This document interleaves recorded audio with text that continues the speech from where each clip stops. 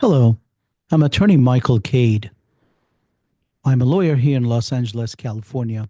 I've been an adjunct professor for about a decade now. And so I wanted to talk to you about civil case process in a California Superior Court. Now, it's important to mention that none of the information that I'm providing should be used as legal advice. You should always consult a lawyer regarding the particulars of your case. The second thing I want to mention is that every case is different, so every civil litigation may also be different. This is a general overview of the process, how a lawsuit is filed in the court and how it goes all the way through trial. And again, this is a civil case. We're not talking about a criminal case. I'm also a criminal defense lawyer here in California. As I mentioned, there are several different types of civil litigation cases. One of them is small claims.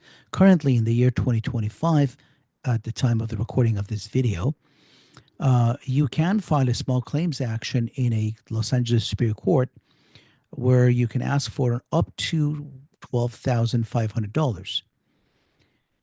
But you're limited in the number of filings and you may not file several lawsuits. So you cannot file two or three cases against the same person asking for, let's say he owes you $30,000, but since you can only get 12,500, you think to yourself, I'm just going to file two lawsuits against him in small claims and recover most of my money, or three lawsuits to recover all of it. You can't do that. You can only file one lawsuit. So you may be stuck with having to file what I'm about to describe as a unlimited or a limited jurisdiction Superior Court lawsuit. Now, a civil case process starts by investigation. So you may know your case, but your lawyer doesn't. So if you come to my office and say, I want to file a lawsuit against someone, obviously I would have to find out what the case is all about. I need to make my own decision and judgment about, whether or not my client is truthful, whether or not they actually have a case, and in what jurisdiction should I file it. And also what venue. Venue has to do with the location where a lawsuit is filed. So if an accident happens in Beverly Hills, I will not be able to file this lawsuit, say, in Chatsworth. I can't do that. So I'm limited to where I'm going to file this lawsuit. In addition to that, the jurisdictional amount in California Superior Court right now is, say, $35,000 cap, or unlimited jurisdiction where you can file a lawsuit asking for millions of dollars if you want to. So that's another consideration that we have to make before we actually file a lawsuit. And then, of course, we file a complaint.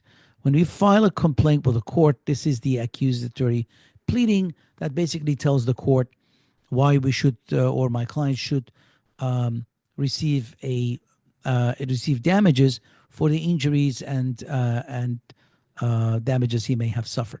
These are financial losses. The only way the court basically tries to make you whole is by giving you a financial remedy, for the most part. There are, of course, lawsuits where you can ask for an injunction to stop someone from doing what they're doing. For example, they're destroying your property, coming onto your property, etc., etc. You can file those complaints as well. Now, once you file a complaint, you serve this on the opposing side, and the opposing side has to be personally served with the documents. And if he's not personally served, then there's a process. If he's evading service, there's a process to serve this individual by leaving the documents with someone who's over the age of 18 at their residence or at their place of employment if the person is authorized to accept the documents at the place of employment. They usually typically have 30 days within which to file an answer or a responsive pleading. And I don't want to get into the responsive pleading because that's really not something non-lawyers do, but just know that you can file a motion to strike, you can file a demur, you can also file a motion to quash if you believe you have been improperly served.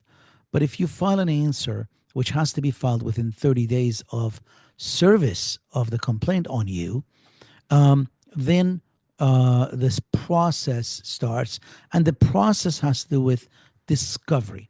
We call this discovery process, and this is basically where you can set the other party's deposition, usually done with a lawyer, or you send discovery, such as form interrogatories. These are form pre-printed forms that you use to discover certain facts from the other side. You can also use documents such as requests for production of documents. We call them RFPs. Or you can also send um, um, request for admissions, where you ask the other party to admit or deny, a certain fact. When you file it in a $35,000 jurisdiction, you're limited with these numbers of discoveries. When you file it in an unlimited jurisdiction, you're not really that limited. But 35,000 jurisdiction also has certain benefits, which means that the other side cannot really abuse the process by sending you too many discoveries and too many depositions, et cetera, et cetera. Now, obviously, if during this discovery process the other party is not cooperating, you would have to file a discovery motion.